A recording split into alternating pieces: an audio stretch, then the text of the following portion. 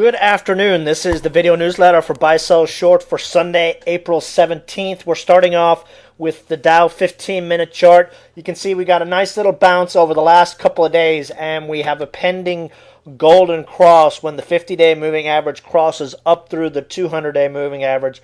We're probably looking at that happening maybe late Tuesday if the action continues. But let's look at the daily chart. Daily chart, you can see 50-day moving average held nicely on Thursday, and over the last 3 days, we've been able to close above the 20-day exponential, and that has been very good. We've got a new uptrend in place. We had RSI bounce off the 50 level, and stochastics, while it dipped under 50, is looking like it's going to bounce back. I actually like this kind of setup, especially with on-bounce volume.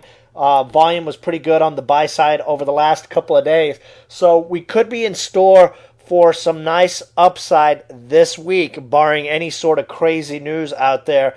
Next breakout is the 12,450 area.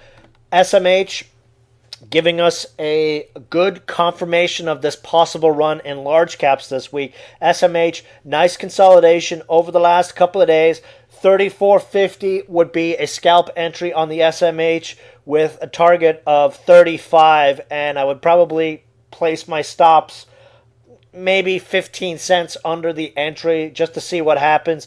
RSI breaking up through 50. Stochastics, unbalanced volume look pretty good here. And we really need participation by the SMH to get any sort of feel on the market. And Thursday, actually, the SMH, while the market was down and, the shorts were dominating, SMH gave us a signal that it was time to go long the market. And, since that time, the market's popped about 140 points from its lows. Quick mention on the Russell 2K small caps. Hit a new multi-year high last week and then dropped almost 7%. After that, actually, no, we dropped about 5%. Last 2 days, nice bounce off the 50-day moving average. So we're probably going to see a lot more small and mid-cap plays this week, which is great because we've got some very nice chart setups. Now, last week, Wednesday, I sent out the alert that we were raising our cash levels. We're still going to stay at a higher cash stance than we normally would going home overnight, but that doesn't mean we can't buy a bunch of stuff during the day for trading. And if we see some follow through in the market to the upside on Monday and Tuesday, we're going to modify that stance. One of my strategies I've had over the years is I really like to flush my account about once a month, get rid of some of the dead weight. It helps clear the mind. You're not holding on to some of these dogs, getting annoyed.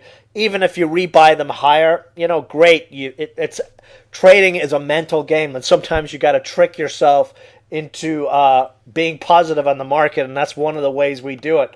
Oil prices, pretty nice bounce over the last couple of days. The oil plays may see some interest this week. If we see oil continue its move on Monday, we've got a couple of oil plays on the Popper scanner for us to keep an eye on. We really don't want oil to break out any higher here because it might crimp the fragile recovery we have going on right now. So we definitely need to see oil pull back. But on the other hand, the move in oil has given stocks a second wind here. So it's one of these toss-ups, we kind of want high oil, but we kind of don't want high oil either. Let's jump into some stock plays though.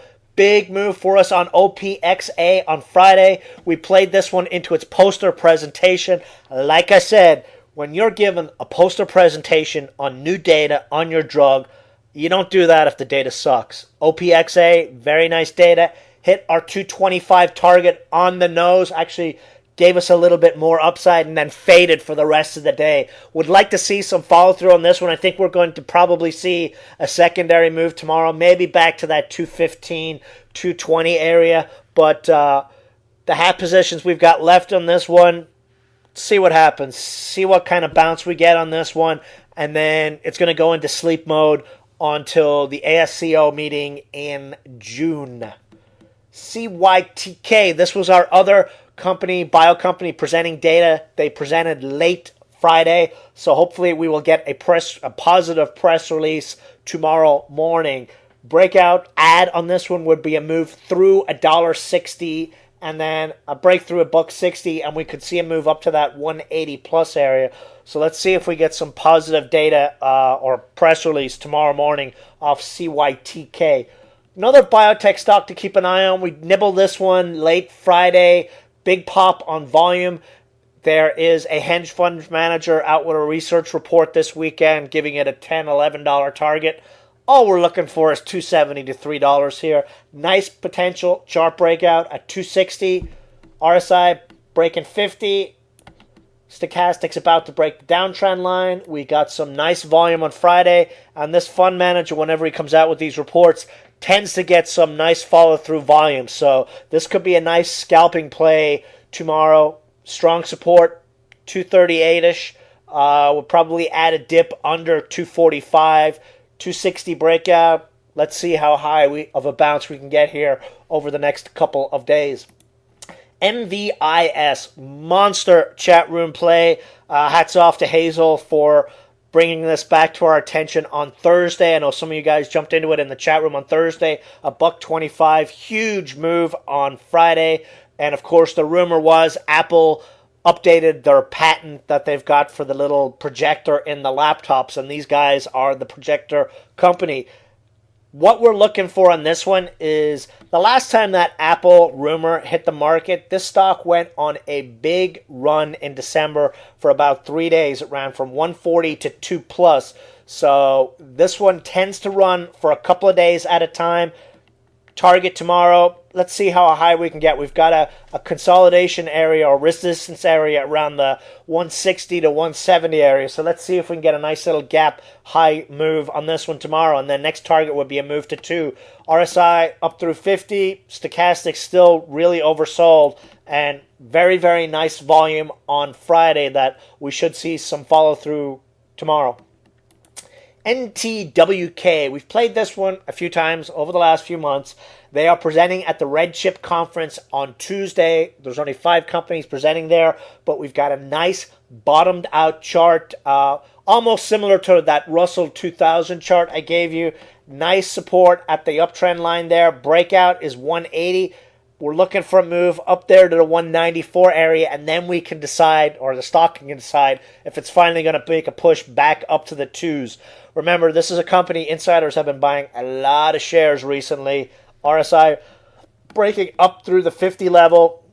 Stochastics right down there where we love to see it on these bottomed out charts. And, you know, if the indices are telling us pop this week, these are the kind of charts that we're going to see some very, very nice moves on. Stops $1.70. NEI earnings are in 2 weeks. And I believe they are going to beat yet again on their earnings report. And the guidance we have for that is EMC, which continues to get upgraded, has been on a nice move. They're getting a lot of business, and NEI gets 60% of the revenue, or therefore are around about that, from EMC. So what's good for EMC is great for NEI. Breakout 210. As I mentioned in the chat room, we need volume. That is the only thing we are lacking on this chart setup right now is volume. And usually when volume comes into this stock, it comes in right before the stock is going to go on a move. So we can wait, I think, to load up on this one till we get a volume trigger. Really would start to pay attention if we got 500 to 700K volume. Would really start to pay attention to the stock to adding to positions. Very strong support at 195. And like I said, I think this is a really, really cheap stock that is has great potential over the medium to long term. And, you know, the chart looks really good here. 210 breakout should finally bring this one up. I mean, look what the other storage stocks have done. Look what QTM has done over the last week. Huge move on this one.